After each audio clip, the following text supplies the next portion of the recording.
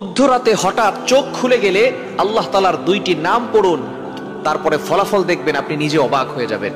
মধ্যরাত, এই রাতটা হচ্ছে রাতের শেষ অংশে যদি আপনার চোখ খুলে যায় তাহলে মনে করবেন আল্লাহ তাআলা আপনাকে সফলতার দ্বার প্রান্তে পৌঁছে দেওয়ার জন্য আপনার চোখটাকে খুলে দিয়েছে। কিন্তু দুঃখজনক হলেও সত্য, আমরা অনেকেই রাতের বেলা হঠাৎ করে চোখ খুলে গেলে অথবা ঘুম ভেঙে গেলে কিন্তু আমরা আল্লাহকে স্মরণ করি না। এই সময়টা হচ্ছে সবচেয়ে গুরুত্বপূর্ণ সময়।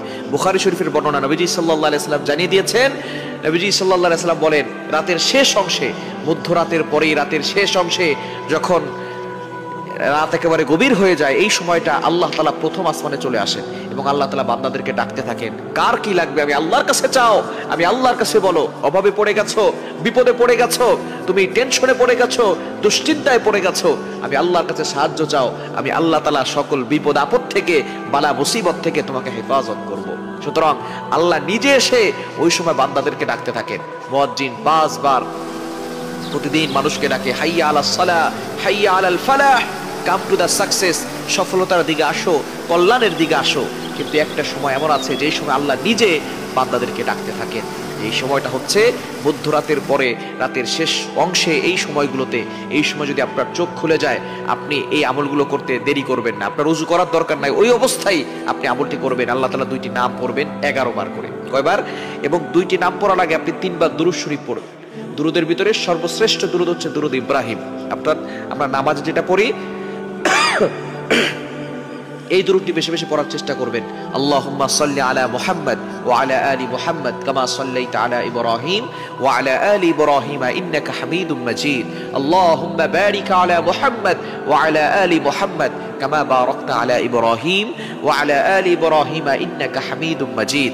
এটা আপনি 3 বার পড়বেন। আর যদি এটা একটু বেশি কষ্ট হয়ে যায় তাহলে সাল্লাল্লাহু আলাইহি ওয়াসাল্লাম, সাল্লাল্লাহু আলাইহি ওয়াসাল্লাম, সাল্লাল্লাহু আলাইহি ওয়াসাল্লাম, এটা 3 বার পড়বেন। এরপর আল্লাহ তাআলা দুইটি গুণবাচক নাম পড়বেন, আল ওয়াহ্হাব, এটা পড়বেন 11 বার, আর হচ্ছে ইয়া ফাত্তাহু, এটা পড়বেন 11 বার। এই দুইটি নাম পড়ে আপনি আল্লাহর কাছে দোয়া করবেন, দেখবেন আল্লাহ তাআলা আপনার সকল চাওয়া পাওয়াগুলো কবুল করবেন, আপনার নেক আশাগুলো আল্লাহ তাআলা কবুল করবেন। আল্লাহ তাআলা নিজে বলে দিয়েছেন 9 নম্বর পারা 13 নম্বর পৃষ্ঠার 4 নম্বর লাইন, সূরা আরাফের 180 নম্বর আয়াতে আল্লাহ বলছেন, ওয়ালিল্লাহিল আসমাউল হুসনা ফাদউহু বিহা। তোমরা আল্লাহর গুণবাচক নাম পড়ে দোয়া করো, আল্লাহ তাআলা তোমাদের দোয়াগুলো অ্যাকসেপ্ট করবেন, তোমাদের সকল নেক আশাগুলো পূরণ করবেন। সুতরাং আমরা আল্লাহর কাছে চাইতে জানি না। আমরা এই রাতের শেষ অংশে, মধ্যরাতের পরে যদি হঠাৎ করে আপনার চোখ খুলে যায়, আপনি আল্লাহর কাছে দোয়া করবেন, দেখবেন আল্লাহ তাআলা আপনার সকল চাওয়া পাওয়াগুলো কবুল করবেন, বিপদ থেকে আল্লাহ হেফাজত করবেন। আল্লাহ তাআলা যদি কাউকে দেন তাহলে তার আর কোনো টেনশন থাকে না। দুনিয়ার রাজা বাদশাহ যদি আপনাকে বলে যে আমি তোমার সাথে আছি, বাংলাদেশের প্রেসিডেন্ট যদি বলে আমি আপনার সাথে আছি, তাহলে আপনার কোনো টেনশন থাকবে না। আমেরিকার প্রেসিডেন্ট যদি বলে আমি তোমার সাথে আছি, আপনার কোনো টেনশন থাকবে না। যদি আল্লাহ তাআলা সকল রাজাদের রাজা, মহারাজা, তিনি বলেন আমি তোমাদের সাথে আছি, আমি তোমার সাথে আছি, তাহলে ওই ব্যক্তির আর কোনো টেনশন থাকার কথা না। সুতরাং আল্লাহ হচ্ছেন সকল রাজাদের রাজা, মহারাজা। ওই আল্লাহর সাথে সম্পর্ক তৈরি করতে পারলে আল্লাহ তাআলা সব কিছু ব্যবস্থা করে দিবেন।